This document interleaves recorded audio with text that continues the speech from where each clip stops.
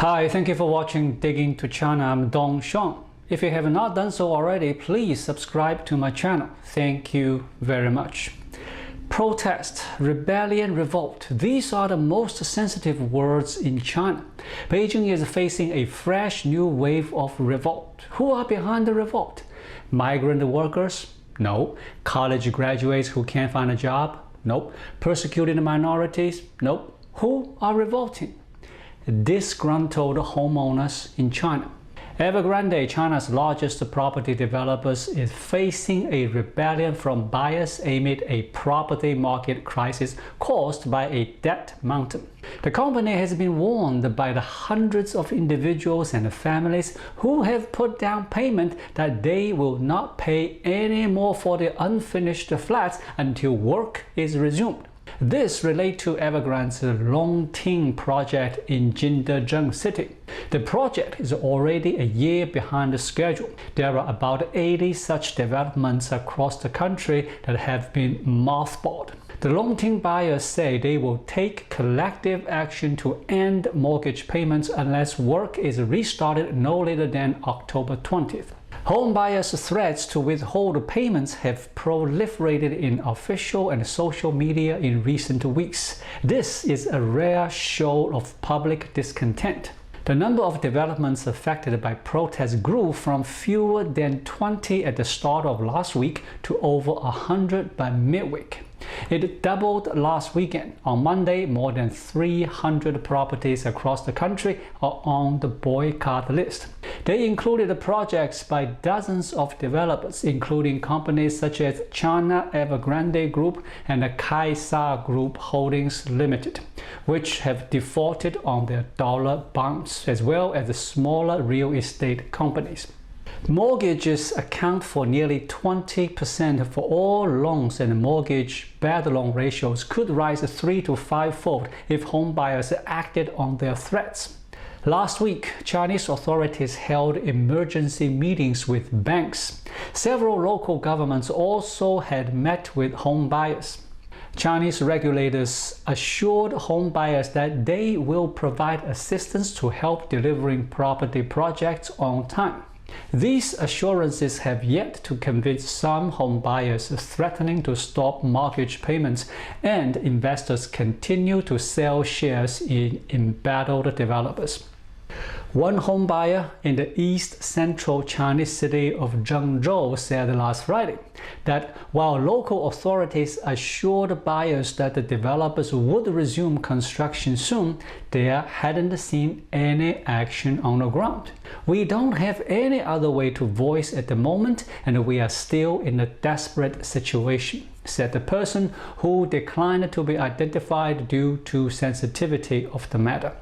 According to ANZ's report, the Australia and New Zealand Banking Group report, up to 1.5 trillion yuan of mortgage loans are linked to unfinished Chinese residential projects. That is equivalent to $220 billion. Even after China's banking watchdog vowed to strengthen coordination with other regulators to guarantee the delivery of homes, and at least 10 banks said mortgages related to risky projects are relatively small and the risks are controllable. Shares in Chinese property developers extended losses last week. The widening mortgage boycott has added to worries about prolonged slump in China's property market and the risk of possible social unrest. Property investment, home sales, and new construction starts continued to slump.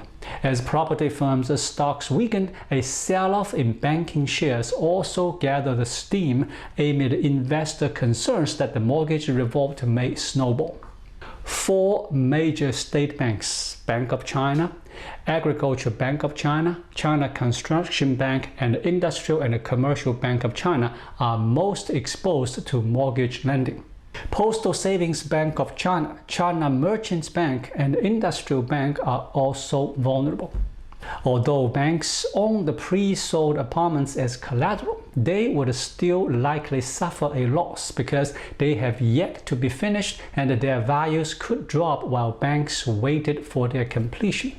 Not surprisingly, authorities in China have moved to quash the revolt among homeowners. Over the weekend, online platforms with information about mortgage boycotts and online petitions were scrubbed by China's censors. Social media posts tracking the issue disappeared from the internet. Some blogs on WeChat and Weibo that analyzed the movement were taken down. Mortgage delinquencies and default rates in China have been extremely low in the past. Most Chinese people treat home purchases as a form of long-term savings or investment and tend not to borrow beyond their financial means. Banks have also tended to be prudent about extending home loans, often requiring large down payments from home buyers. The bad debt ratio of mortgages among most large Chinese banks was less than 0.5% in 2021, according to their annual reports. China also regulates banks' mortgage lending activity by placing a cap on the ratio of mortgages among their overall loan books. For the 6 largest national commercial banks, which together account for 68% of total mortgages in China, the ratio is set at 32.5%. For slightly smaller city-level commercial and joint stocks banks, the ratio is set at 20% according to analysts at Australia and New Zealand Banking Group. However, Alan Feng, an analyst at the Rhodium Group, said, "These numbers are underreported and the actual condition is almost certainly worse." Mr. Feng was referring to the lenders' very low non-performing loan ratios. Chinese banks have yet to fully recognize the turmoil in the property market in the asset books. Many developers in China sell apartments before the homes are fully built. Cash from these pre-sales used to be an important financing channel for developers and essentially allowed them to expand further using borrowed money. Chinese regulators have decreed that such funds should be kept in escrow accounts and should only be used for completing these pre-sold homes. But some struggling developers have encountered cash flow problems that have led to construction delays. For those homeowners who stop paying their mortgages, there is a risk. They are likely to be dinged in China's credit scoring system, which could make it difficult for them to get future loans. Knowing that risk, some people may still choose to default.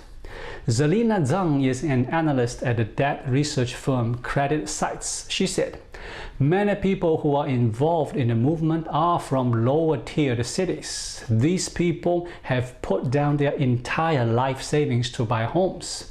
They need reassurance that the homes will be completed. Otherwise, why would they not just lie down flat?" Ultimately, the Chinese government may be forced to step in if many homeowners revolt on their debts. Without it, more developers will default on loans, bonds, and obligations to contractors and home buyers, and construction will slow further, forcing more people to start paying their mortgages. Beijing wanted to rein in developers' mounting debt last year. This might be developers' way to fight back. Thank you for watching. Please leave a comment and subscribe to my channel. Just click the subscribe button right here. I'll see you again shortly. Until then, be well.